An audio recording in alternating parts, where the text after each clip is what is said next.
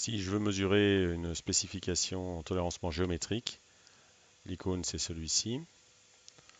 Donc on va choisir directement dans les différents éléments les éléments qu'on veut mesurer. Dans notre cas, par exemple, on voudrait une localisation du cercle 2 et du cercle 3 par rapport au plan 1 et au cercle 1.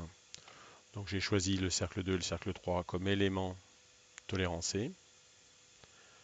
Pour ce qui est des éléments de référence, je vais les choisir dans la liste. C'est le plan 1 et le cercle 1. Voilà pour les différentes informations.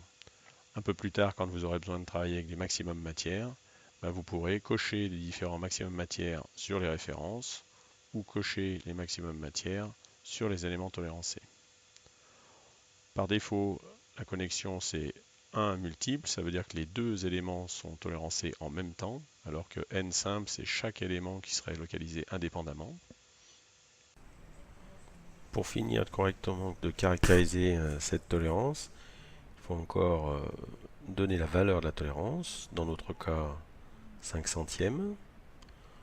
Donc on note les 5 centièmes au niveau de la tolérance, c'est un diamètre. Si on valide cette tolérance géométrique, on peut vérifier le résultat. Dans notre cas, 122 microns de défaut. Pour une tolérance de 5 centièmes au diamètre.